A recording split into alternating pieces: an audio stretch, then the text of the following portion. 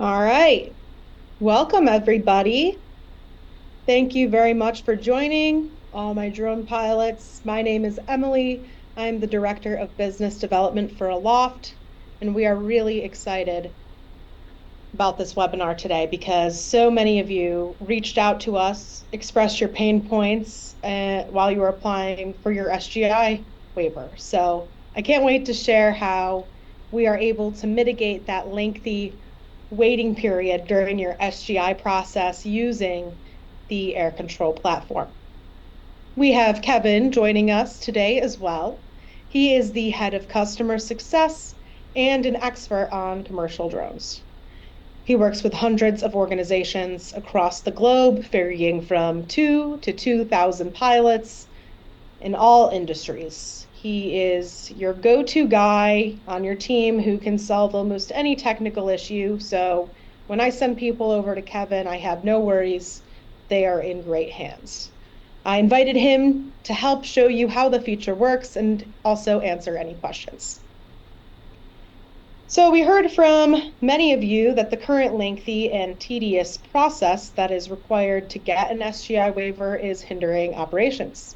Since we had such an overwhelming demand for this, we responded by developing what you asked for.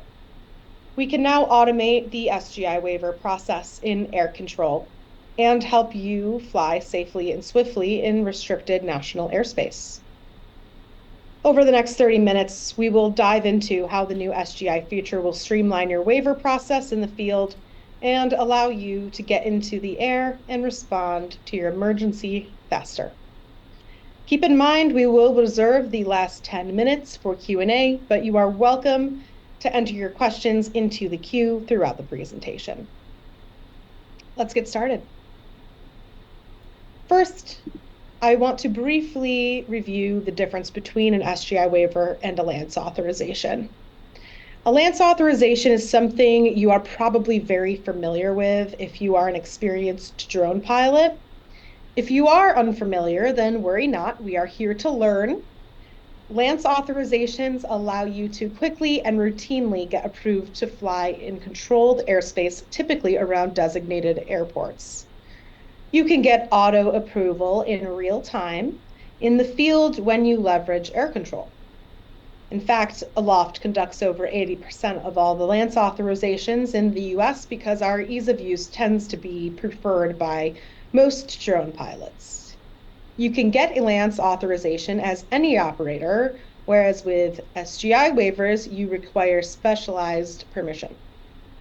An SGI, or a special government interest waiver, is required for flights in restricted areas where you cannot get a LANC.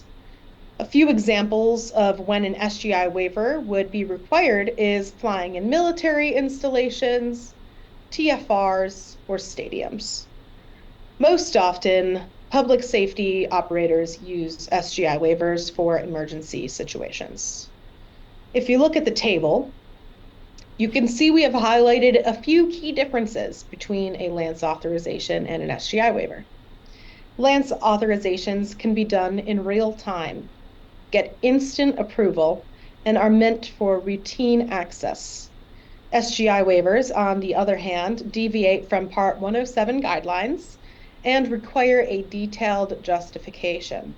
They are applicable in only exceptional circumstances such as disaster response and law enforcement activities. SGI waivers often involve back and forth communication with authorities and lengthy waiting periods. Long waiting periods result in frustrating and inefficient communication, which cause your operations to be delayed. That is why we decided to automate the process. SGI waivers, just a single click. If you are already using Aloft and are familiar with missions, then sending an SGI waiver will be as easy as a single click. Some advantages of applying for an SGI waiver within Aloft is it will auto-fill your form, including the latitude and longitude coordinates in the correct format. We hear most often that inputting the latitude and longitude coordinates is the most tedious and time-consuming part of applying for the waiver. So our form will autofill those coordinates using the precise location of the polygon you drew on your map when you planned your mission. You can create a mission for an SGI in real time, right in the field or prior to going to the field. You can even duplicate your missions to reduce redundancy. Doing so will allow you to centralize your SGI waivers in the same place that you access airspace, flight information, and reporting, all while you are automatically tracking flights, pilots, and aircraft. You can complete a waiver at your command post from a computer, in your squad car, or even on the fly in the field. We have cross-platform compatibility, so that means no matter where you are, you can access air control and apply for your waivers. Kevin, can you help us learn a little more? Yeah, absolutely. Thanks, Emily. Hey, everyone. Good to be with you today. We can jump right into it. So, most Part 107 operators, as Emily was saying, are familiar with filing LANC authorizations in controlled airspace. When we're in more sensitive airspace, such as these 0-foot grids that usually need further coordinated LANCs, or during a TFR, the FAA has this alternate option through the SGI, or Special Government Interest Waiver process. So the purpose of SGI waivers is to get a fast approval to fly for emergency UAS operations, such as search and rescue, disaster response, and other critical situations where time is of the essence. So before we get into the details, let's cover a little bit more background on the SGI waivers. And to really drive that home, again, SGIs are a special expedited process specifically for emergencies. So we want to make sure that the purpose of the flight actually qualifies. This is going to include things like firefighting, search and rescue, law enforcement activities, as well as utilities and insurance and even media. On top of all that, in order to be eligible to apply for an SGI waiver, we do need to be a current Part 107 pilot or have an existing COA, that's a certificate of authorization or waiver, with the FAA. So SGIs are not going to be appropriate for recreational flights. And lastly, just to call out that having access to this feature in air control does need an enterprise subscription. So when we're preparing for SGI waivers, it's important that we have easy access to all the necessary information for that authorization, especially if SGIs are going to be a recurring part of our day-to-day operating picture. So this is going to include things like any existing COA numbers, if we have any of those, details about the proposed operation, like details on the drone, the pilot, description of the event, and operational area.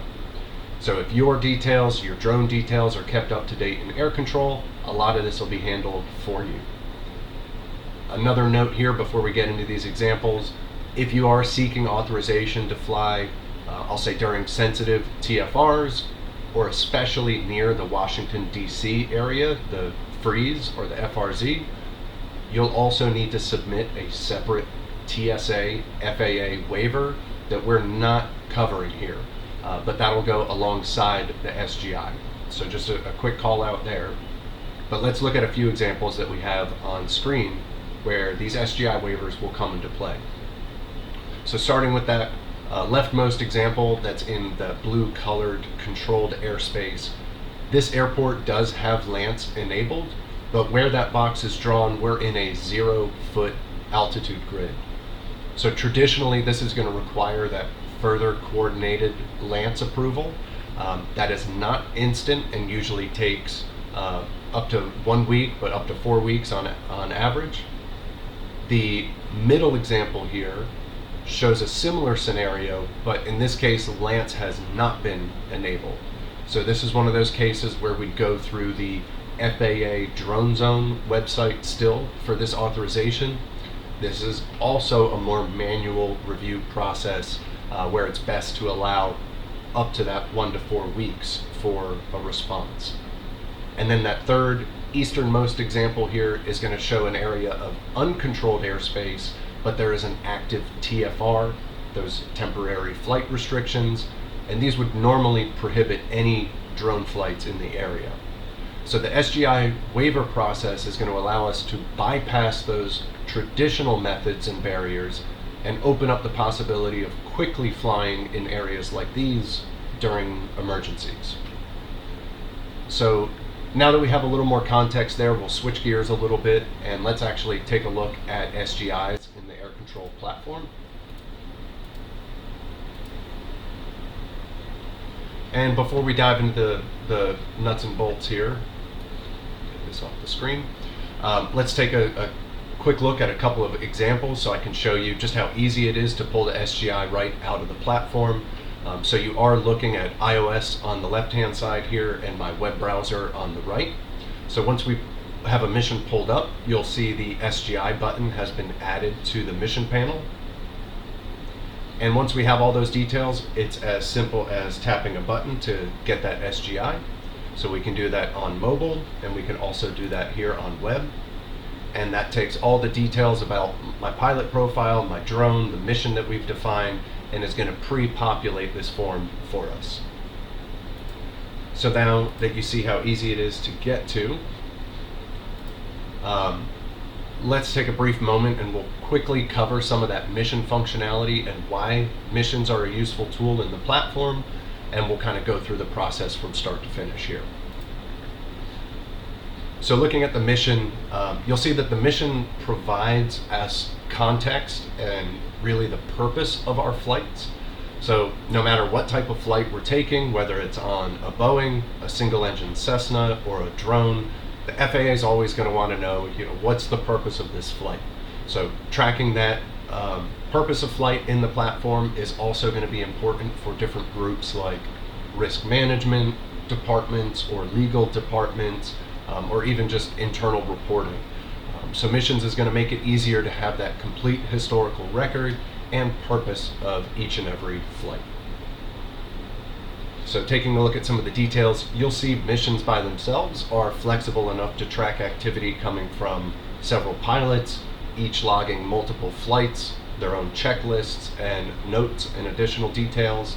So again, if your pilot and aircraft information is up to date in Aloft, this step will be handled for you. And really in return, you'll get that centralized location, single system of record for all of our flight information, from the airspace and the authorizations down to the actual flight records and even the pilot's workflow. So now we can take a step back and let's actually break down the steps for filing an SGI waiver from the air control platform. And again, there's the multiple ways to accomplish this SGI waiver with that one click. So you'll be able to choose which one works best for your operations. As you saw just a little earlier there, you can also do this from a mobile device on the go. But today we're going to do our main example here on the web. So we're going to start out a new mission, and I like to do this from the airspace screen. So let's first find our mission area.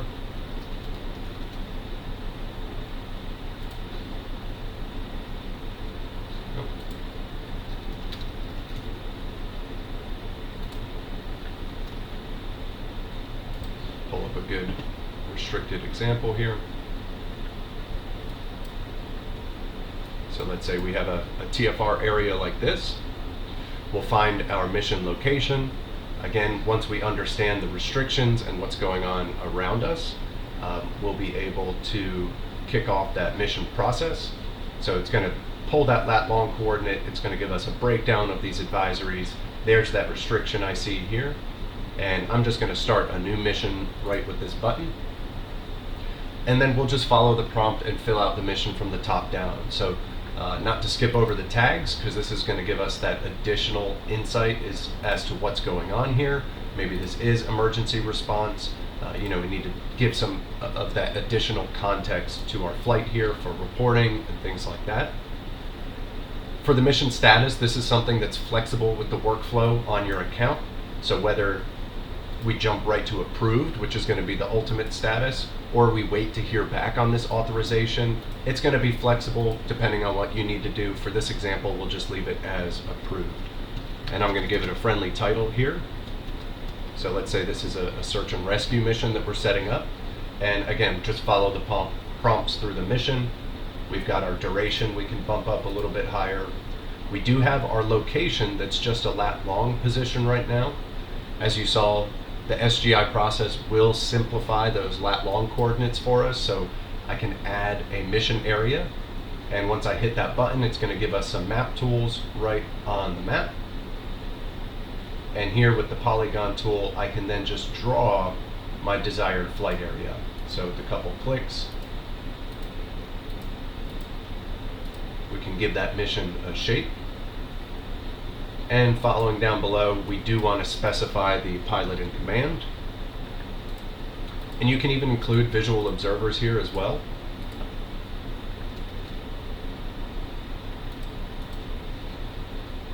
And lastly, we will want to include our drone so that it includes that registration information here as well. Then at the very bottom, we do have those mission notes. So from here, usually this is going to be the same description on that SGI waiver.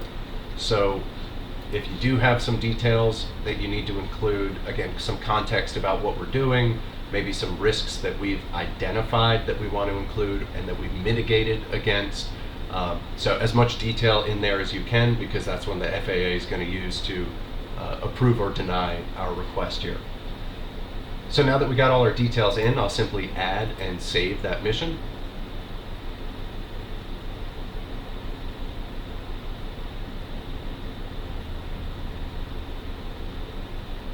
And once it saves, we'll then be able to pull that SGI waiver.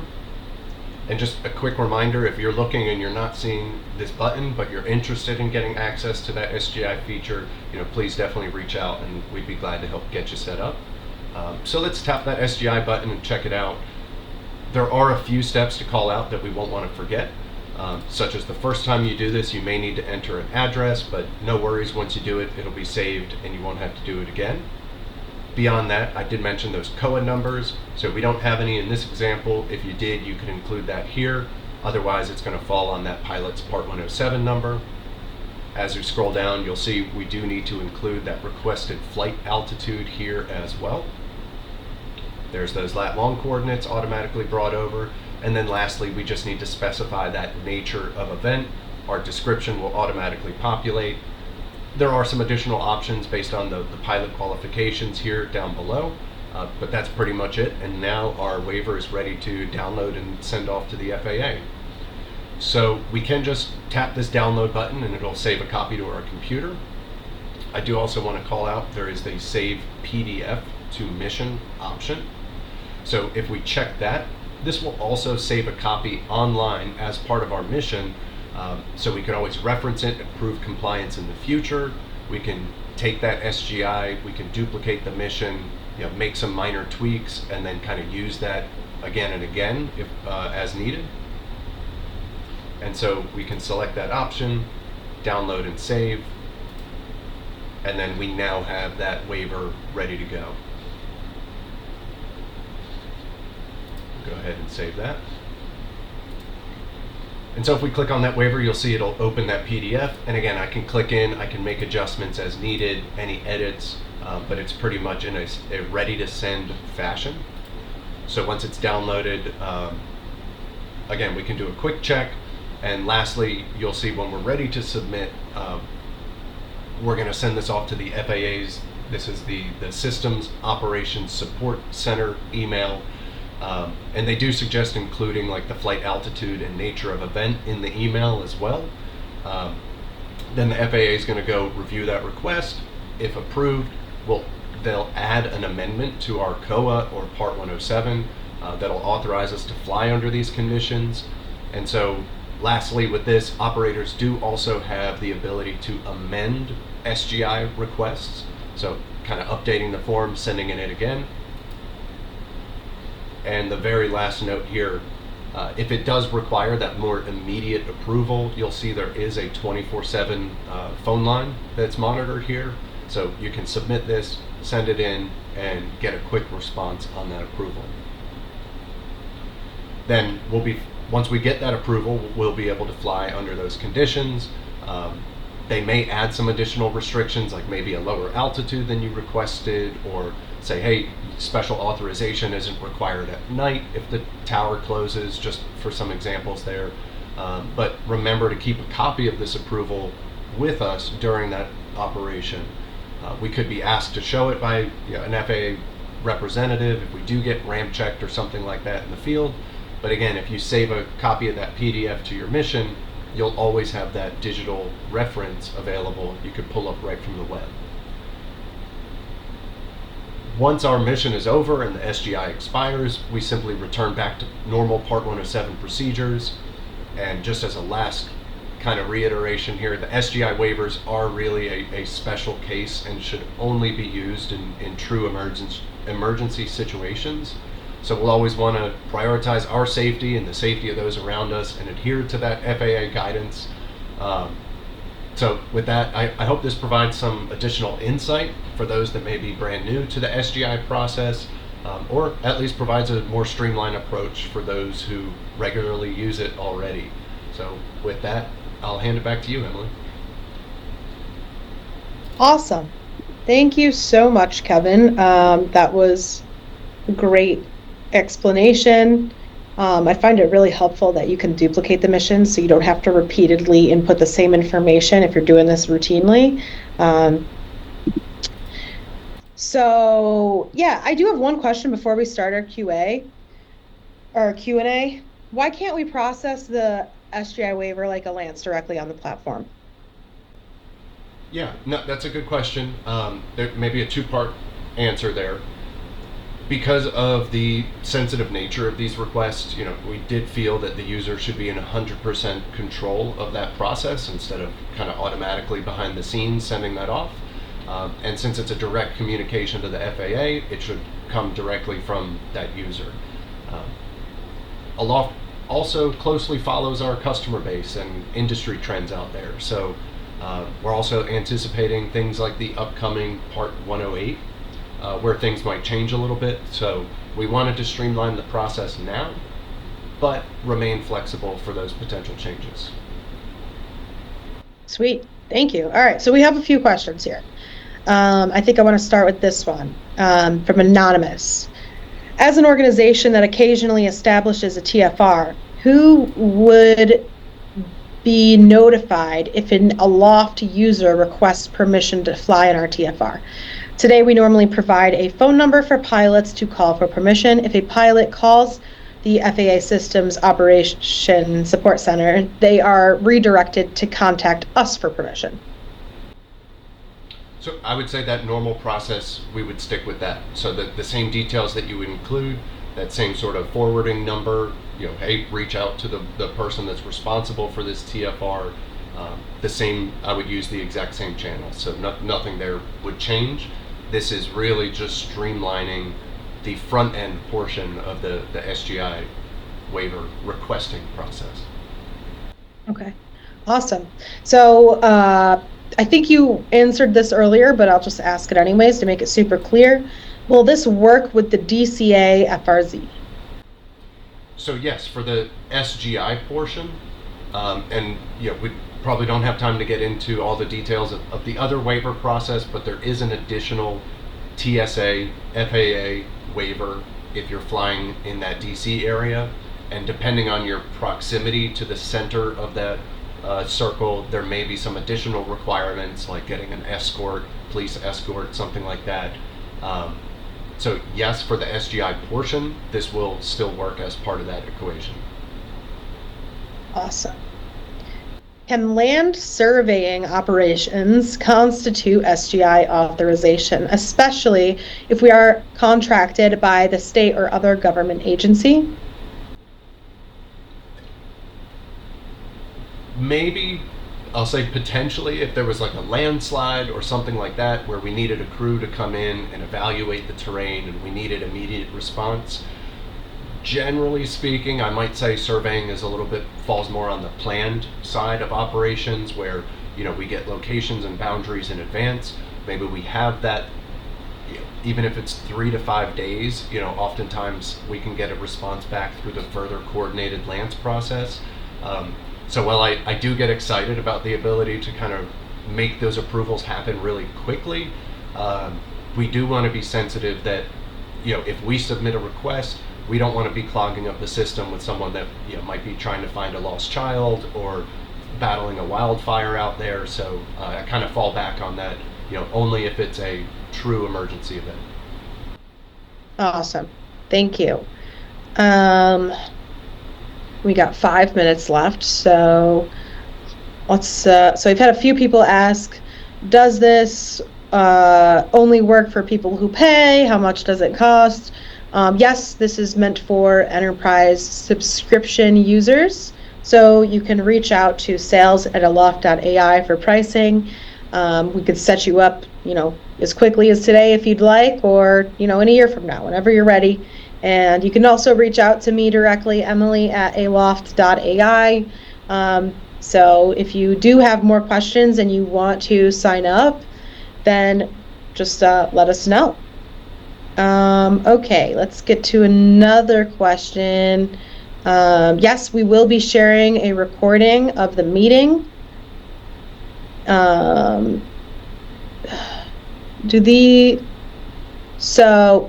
SGIs allow a higher altitude operation above 400 feet if approved?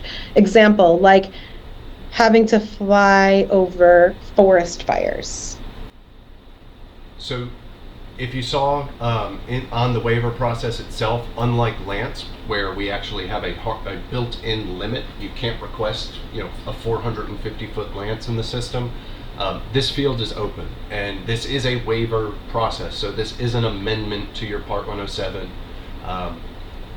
This could provide, granted if we met all the requirements, this could provide you a route for a higher altitude request, yes.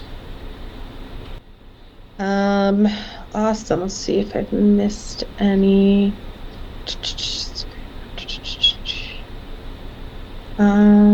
Okay.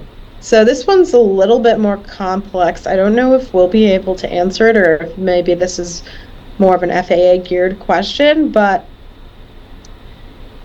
so these people, we fly for broadcast live sports for several days. Is there a way to request an extension for 2 days for the SGI? Since it's only allowed for 12 hours to fly, they want it for maybe 3 days consecutively.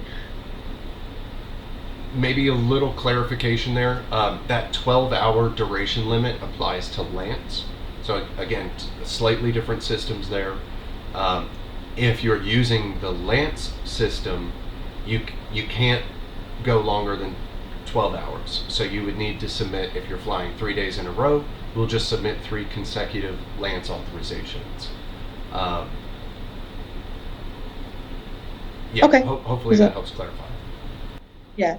All right, Anonymous, we support local law enforcement in our drone program. They regularly fly accident scenes to gather information nearby and within a military base. Would situations like that qualify for an SGI waiver? And just so everyone knows, we don't make the decision. This is just what we might have some background on it, but ultimately it's up to the FAA. Yeah, it might depend on the context with accident reconstruction. If you have a 4 or 5 lane highway that's absolutely blocked and we need to get this recorded, mapped, and cleared to get things moving again, that might qualify. If it's just a standard, we got something kind of pulled off to the side, traffic's still flowing, maybe that doesn't qualify as an emergency. That's going to be more of a case by case. That's a little bit harder for me to answer that one. Okay. This is the last question. So, and if we don't get to your question, please send us an email or go to our support queue, support@aloft.ai, and we can help answer it. So, is there any restriction on who can request the SGI? So we kind of went over this a little bit. It's people who hold a COA, Certificate of Authorization, or Part 107 holders. And if you are a search and rescue organization or public safety, you're gonna definitely be prioritized in this process. So I think that's all of our questions for today. Again, If we didn't get to your question, please reach out to us. We'll be happy to either answer the question or point you to a resource that will answer the question for you or help answer the question. So, in our follow-up email, we'll provide some resources to help you as well. But until next time, continue to fly safe. Thank you, everybody.